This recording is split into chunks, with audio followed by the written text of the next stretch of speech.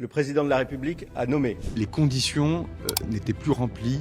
La seule solution aujourd'hui, c'est un Premier ministre de gauche et écologiste. Je censurerai tous les gouvernements. Je considère que ma mission est terminée. Démission du Premier ministre, menace de dissolution, mission de la dernière chance. On vous résume une semaine politique où chaque jour a eu son lot de rebondissements. Madame Elisabeth Borne, ministre de l'Éducation nationale. Monsieur Bruno Retailleau, ministre de l'Intérieur. Monsieur Bruno Le Maire, ministre des Armées. Après 26 jours d'attente, le secrétaire général de l'Élysée annonce dimanche en début de soirée le gouvernement de Sébastien Lecornu. De nombreux ministres de l'équipe précédente sont reconduits. Moins de 2 heures plus tard, coup de tonnerre, Bruno Retailleau, pourtant renommé au ministère de l'Intérieur, menace déjà de claquer la porte. Il estime ne pas avoir été informé de la présence de Bruno Le Maire. La composition du gouvernement ne reflète pas la rupture promise.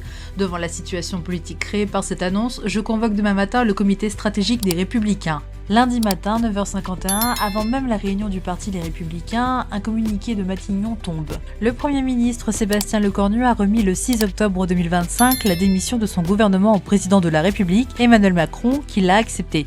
Les conditions n'étaient plus remplies pour que je puisse exercer ces fonctions de Premier ministre et permettre au gouvernement d'aller devant l'Assemblée nationale demain. Le gouvernement Lecornu n'a tenu officiellement que 14 heures, le plus éphémère de la Ve République. Face à l'impasse politique, le Rassemblement national réclame de nouvelles élections législatives. Je l'appelle à dissoudre l'Assemblée nationale, car nous sommes au bout du chemin et il n'y a pas de solution. Il n'y en aura pas plus demain. Socialistes et écologistes demandent la nomination d'un Premier ministre de gauche. Ça suffit les prétextes. Nous devons être nommés, la gauche et les écologistes, et il doit nous laisser nous y coller. En fin d'après-midi, nouveau coup de théâtre, Emmanuel Macron a décidé de convoquer Sébastien Lecornu pour lui attribuer finalement une mission de la dernière chance. Le président de la République a confié à M. Sébastien Lecornu la responsabilité de mener, d'ici mercredi soir, d'ultimes négociations afin de définir une plateforme d'action et de stabilité pour le pays. À 20h sur TF1, un soutien de la première heure d'Emmanuel Macron, Gabriel Attal, ancien Premier ministre, fustige publiquement la gestion de cette crise politique. Comme beaucoup de Français, je ne comprends plus les décisions du président de la République. Il y a eu la dissolution et il y a depuis des décisions qui donnent le sentiment d'une forme d'acharnement à vouloir garder la main. Le lendemain matin, mardi, sur RTL, Édouard Philippe, un autre ancien Premier ministre d'Emmanuel Macron, va encore plus loin avec une proposition choc. Dès lors que la France est dotée d'un budget, il annonce qu'il organise une élection présidentielle anticipée. Sébastien Lecornu, lui, s'est lancé dans de nouvelles négociations et cette fois, une concession de poids est évoquée pour séduire la gauche, la possible suspension de la réforme des retraites. L'idée a été avancée par Elisabeth Borne, qui a pourtant porté la réforme lorsqu'elle était à Matignon. Dans la foulée, Bercy confirme évaluer le coût d'une telle suspension. Mercredi matin, la gauche est reçue à Matignon mais reste méfiante. Nous n'avons aucune assurance sur la réalité de cette suspension. Personne à ce stade ne nous garantit le fait que ce serait le cas. Gauche ou gouvernement ou pas, Marine Le Pen annonce la couleur, elle veut désormais la dissolution et rien que la dissolution. Je censurerai tous les gouvernements jusqu'à obtenir la dissolution.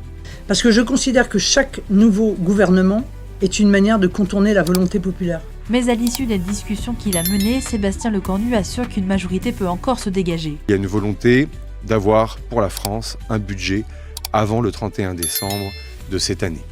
Et cette volonté crée un mouvement et une convergence évidemment qui éloigne les perspectives de dissolution. Pendant ce temps-là, la motion de destitution déposée par la France insoumise contre le président de la République est jugée non recevable par le bureau de l'Assemblée nationale. Le problème n'est ni à l'Assemblée, ni chez nos concitoyens et concitoyennes, mais bien à l'Élysée, et il s'appelle Emmanuel Macron. Mercredi soir, les 48 heures données à Sébastien Lecornu sont écoulées. Ce soir, je considère que ma mission est terminée. Au fond, ce soir, ce que je peux dire, après mes consultations, c'est qu'il y a une majorité absolue à l'Assemblée nationale qui refuse la dissolution. Dans la foulée, l'Élysée promet un Premier ministre nommé avant vendredi soir. Ce vendredi, le président de la République convie les chefs du parti et chefs de groupe à l'Assemblée nationale à 14h30 à l'Élysée, sauf le Rassemblement national et la France insoumise.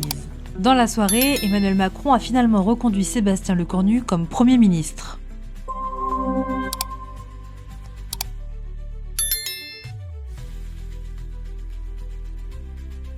Sébastien Lecornu est le nouveau Premier ministre. Après sa démission lundi matin et ses multiples négociations en tant que Premier ministre démissionnaire, Emmanuel Macron a décidé de le renommer à Matignon. À 39 ans, il est l'un des 3 plus jeunes chefs de l'exécutif de la Ve République. Rien d'étonnant pour cet habitué des records de précocité. Militant UMP à 16 ans, il est en 2005 le plus jeune assistant parlementaire à seulement 19 ans. En 2008, Bruno Le Maire en fait son conseiller ministériel, le plus jeune du gouvernement Fillon, à 22 ans. C'est à Vernon, dans l'Eure, là où il a commencé à militer, que Sébastien Lecornu sort véritablement de l'ombre. En 2014, il ravit la mairie aux socialistes. Il ne restera premier édile qu'un an pour prendre la tête du conseil départemental de l'Eure en 2015, profitant de l'influence de Bruno Le Maire, autre figure du département. Il devient là encore le plus jeune président de conseil départemental du moment. Mûr pour la scène nationale, il co-dirige la campagne de François Fillon lors de la présidentielle de 2017. Il en démissionne peu avant la mise en examen officielle du candidat des Républicains. Au lendemain de l'élection d'Emmanuel Macron, Sébastien Lecornu entre au gouvernement, comme Bruno Le Maire, en tant que secrétaire d'État à la transition écologique. Mais c'est à Édouard Philippe qu'il doit cette nomination de dernière minute. Nommé ministre chargé des collectivités territoriale alors que monte la crise des Gilets jaunes, il accompagne Emmanuel Macron qui profite de son expérience d'élu local. Petit à petit, Sébastien Lecornu se rend indispensable, comme en témoignera Édouard Philippe, et devient un fidèle du chef de l'État. Réserviste de la gendarmerie depuis 2011, il est nommé ministre des Armées après la réélection d'Emmanuel Macron en 2022. Il est le seul à occuper des fonctions ministérielles sans discontinuer de 2017 jusqu'à la chute du gouvernement Bayrou le 8 septembre 2025. Dans la foulée, il est choisi par Emmanuel Macron pour remplacer François Bayrou à Matignon et prend ses fonctions le 9 septembre 2025.